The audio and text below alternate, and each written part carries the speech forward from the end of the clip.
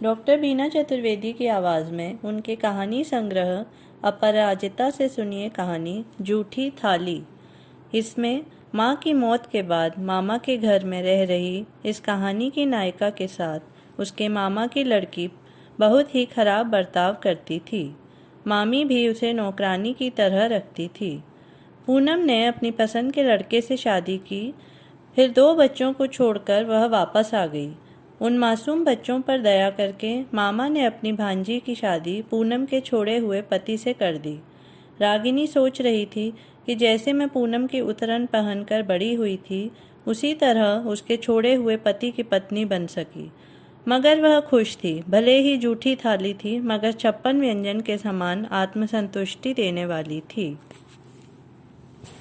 सुनिए कहानी जूठी थाली। अचानक पूनम का फ़ोन आया। मैं परेशान होने लगी। पिछले कई वर्षों से मेरे और पूनम के बीच कोई मुलाकात या कि वार्तालाप नहीं हुआ था। इस कारण मैं यही सोचती थी कि मेरे जीवन की किताब से पूनम नामक अध्याय समाप्त हो चुका है। यूं तो पूनम की जूठी थाली में भी मैं संतुष्ट थी। बड़ी मुश्किल एवं कठिनाइयों से मैंने इस जूठे माहौल को आत्मसात किया था। बचपन से ही मुझे तो इस सब की आदत पड़ गई थी। मैं जब 8 वर्ष की थी तभी से पूनम के घर रहने के लिए आ गई थी। पूनम मुझसे 2 वर्ष बड़ी थी। वह मेरी ममेरी बहन थी। मेरी माँ बाप के इस दुनिया में नहीं रहने से मेरे मामा मुझ अनाथ को अपने साथ अपने घर रखने के लिए ले आए थे। मामा मुझे दिलो जान से चाहते थे। यह स्वाभाविक भी था क्योंकि मैं मामा की छोटी और लाडली बहन रीना की अनाथ बेटी थी। परंतु मामा जी की उस चमकती हुई अभिजात वर्ग की दुनिया में मुझ जैसी सीधी सादी अनाथ बच्ची का स्थान एक नौकरानी के समान ही था। यहाँ आने के बाद मेरा दाखिला हिंदी माध्यम की एक साधारण सी पाठशाला में सस्ती पढ़ाई के कारण करवा दिया गया। मामा जब मुझे शुरू के दिनों में विद्यालय छोड़ने आते तो अपना प्यार भरा हाथ मेरे सिर पर फेर कर मुझे दिलासा दिलाने का पूरा प्रयास करते। एक दिन मामा ने मुझसे कहा, बेटा रागिनी, जो बच्चे होशियार और होनहार होते हैं वह हर जगह अपना स्थान बना लेते हैं। तुम्हारी माँ रीना, जो कि मेरी छोटी लाडली बहन थी, वह हर क्षेत्र में हमेशा आगे रहती थी। पढ़ाई लिखाई में हमेशा वह प्रथम स्थान से ही उत्तीर्ण होती थी। बेटा, तुम भी उसी की तरह मन लगाकर पढ़ाई करना। मुझसे जो बन पड़ेगा मैं वह तुम्हारे लिए अवश्य करूँगा। यह कहते हुए वह इतने भावुक हो गए थे कि उस समय मैं उनसे कष्ट का अनुमान भी नहीं लगा सकी। असल में मामा मेरी माँ को बहुत चाहते थे। मामी जी को मेरी कतई परवाह नहीं थी। वह आए दिन मुझसे कहती, आज घर में मेहमान आने वाले हैं, बहुत काम है, अतः तुम स्कूल मत जाना, काम में मेरा हाथ बटाना। इस तरह से स्कूल से मेरी छुट्टी होती ही रहती थी। मामा जी को इस बात का प्राय पता ही नहीं चलता, और यदि कभी उन्हें इसका पता चल जाता तो वे इसका विरोध करते, जिससे घर का माहौल खराब हो जाता।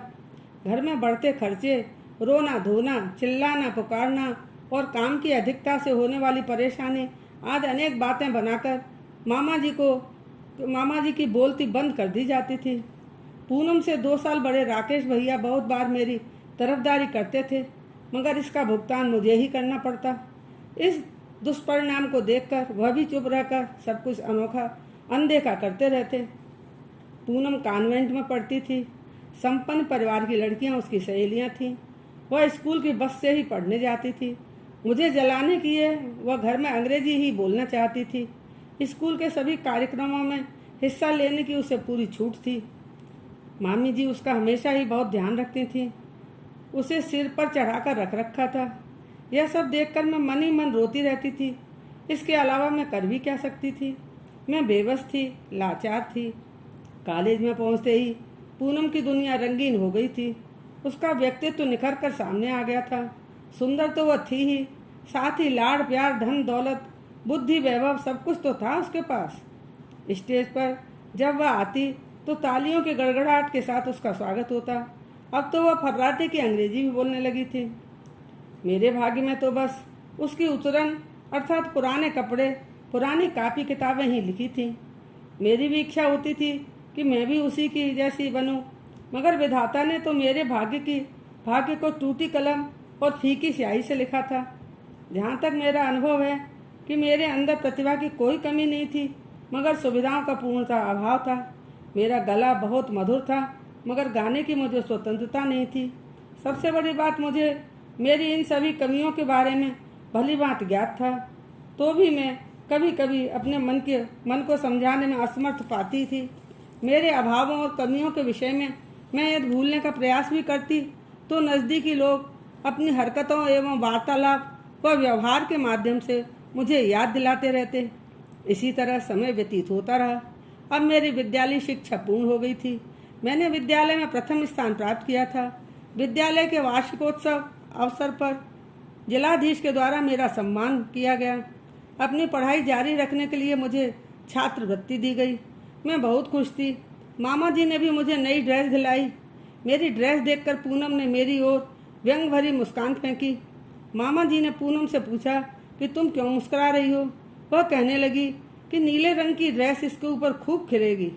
इस बात पर मामा जी ने पूनम को जोर से डांटा था। मामी जी पूनम की तरफदारी करते हुए कहने लगी कि ठीक ही तो कह रही है, कम से कम इसके रंग रूप के अनुसार तो ड्रेस लाते। मुझे बहुत रोना आ रहा था, मगर कर भी क्या सकती थी। रंग रूप तो भगवान का दिया हुआ है, उसे बदला तो नहीं जा सकता। इसका परिणाम यह हुआ कि मेरी ड्रेस पूनम को दे दी गई और उसके स्थान पर पूनम की उतरन मेरे भाग्य में आई। उस समय किसी ने यह नहीं सोचा कि ये पुराने कपड़े मुझ पर अच्छे लगेंगे या नहीं। आगे की पढ़ाई चल ही रही थी। राकेश भैया इंजीनियरिंग की शिक्षा ले रहे थे। पूनम अंग्रेजी विषय में एमए करके पीएचडी कर रही थी और मैं घर पर बैठकर प्राइवेट रूप से हिंदी में एमए कर रही थी। एमए करके मैंने मामा जी से कहा कि मैं बीएड करना चाहती हूँ। हालांकि मैं मामा जी की परिस्थिति समझती थी और उन पर बोझ नहीं बनना चाहती थी, मगर मैं क्या करती। मैंने कहा कि मैं ट्यूशन करके कुछ मामा जी ने इशारे से मुझे चुप करा दिया। राकेश भैया के दोस्तों का आना जाना घर में लगा रहता था। इसी बहाने उन लड़कों को पूनम के दीदार करने का मौका भी मिल जाता था। युवाओं की रंगीन टोली से घर के रुक्ष वातावरण में थोड़ी बहुत ताज़ी हवाओं का झोंका आ जाता था। राकेश भैया के दोस्तों में एक था आदर्श, दुबला पतला लंबा सांवले रंग का। उसकी आंखें सर्वदा पूनम को खोजती रहती थी। उसका दीदार होते ही आदर्श की आंखों में चमक आ जाती और वह स्वयं को धन्य समझते हुए एक हल्की मुस्कान छोड़ देता, मगर पूनम को प्रभावित करने में वह नाकाम ही रहता था। इस बात को मैं भली भांति समझने लगी थी। राकेश भैया के दोस्त यदा कदा मुझसे भी बात कर लेते थे, मगर आदर्श ने मुझसे कभी बात नहीं की। इसके विपरीत मेरे मन में आदर्श के प्रति लगाव की भावना पैदा हो रही थी। आदर्श मध्यम वर्गीय परिवार का होनहार बेटा था। मेरे मन ने उसे जीतने का निश्चय कर लिया। उसे देखने के लिए मैं बेचैन रहती। आज जब मैं इस बात को याद करती हूँ तो अपने आप पर हंसी आती है, मगर तब ऐसा नहीं था। आदर्श को इस एक तरफा प्यार का अंदेशा तक नहीं था। कहते हैं खांसी और प्यार दवाएं नहीं दबते। पूनम को इसका अंदाजा हो गया था। उसकी आंखों में एक दबी सी प्रशंसा और एक अनपूछा सवाल तैरता रहता था। उसने इस बात को अपने मन में ही रखा। आखिर एक दिन राकेश भैया ने मुस्कुराते हुए मुझसे पूछ ही लिया। कहने लगे, रागनी, मुझे तुम हमेशा ही अच्छी लगती हो, मगर आजकल तो तुम्हारी सुंदरता में चार चांद लग गए हैं। तुम्हारा सौंदर्य दिन दूना रात चौगुना बढ़ता जा रहा है। आखिर इसका रहस्य क्या है? रागनी, जो कुछ मैं अनुभव कर रहा हूँ, क्या वह सही है? उस समय मैंने अपने भय के दर्पण में स्वयं को देखने का प्रयास किया तो मेरी समझ में आ गया कि मेरे ऊपर आदर्श का प्रतिबिंब है। मैं सिर से पांव तक कांपने लगी। यह सब क्या हो रहा है? आदर्श तो पूनम पर फिदा है। इसके विपरीत में आदर्श को पाने के लिए इतना बेचैन क्यों रहने लगी हूँ? सीधे साधे सरल स्वभाव वाला आदर्श इंजीनियर बन गया था। उसकी नियुक्ति एक अच्छी कंपनी में हो गई थी। उसने बड़ी हिम्मत करके पूनम के समक्ष शादी करने का प्रस्ताव रखा। खाने की मेज पर पूनम ने मेरी ओर कनखियों से देखते हुए कहा, माँ, मैंने एमए करते ही शादी करने का निर्णय कर लिया था। पूनम की बात पूरी भी नहीं हुई थी कि मामी जी ने उसे बीच में ही टोकते हुए कहा, अरे पूनम, तुम ये क्या कह रही हो? तुम पीएचडी करने का काम बीच में ही कैसे छोड़ सकती हो? अपनी पढ़ाई तो पूरी कर लेती। अपने भविष्य को अंधकार के गर्त में क्यों डाल देना चाहती हो? पहले अपना कैरियर बनाओ। पूनम ने तपाक से जवाब दिया, नहीं माँ, मुझे कैरियर की कोई चिंता नहीं। पीएचडी धीरे धीरे हो जाएगी। आदर्श ने मुझे शादी का प्रस्ताव दिया है और मैंने उससे हाँ कर दी है। मैं एकदम अचंभे में पड़ गई। मेरे चेहरे का रंग फीका पड़ गया। मैं सकपका गई। मेरे हाव भाव को देखकर पूनम मुस्कुराने लगी।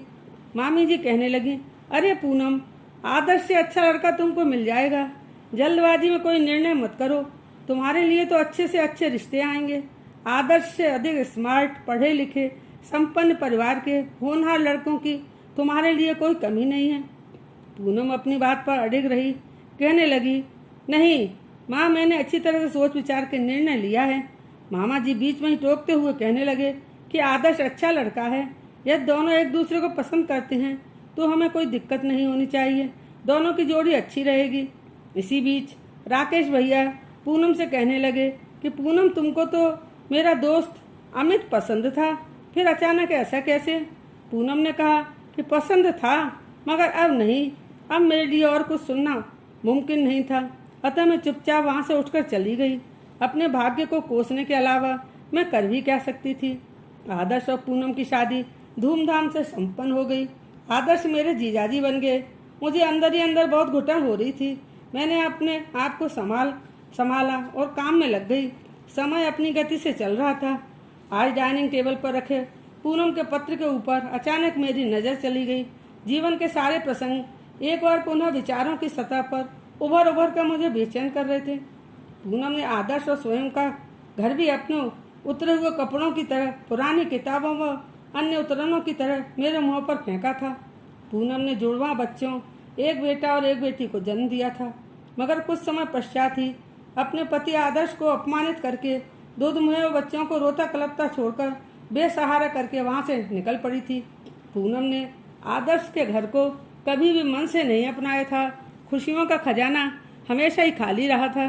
हमेशा आदर्श में कमियां ही खोजती रहती थी। अपने समक्ष किसी को कुछ नहीं समझती थी।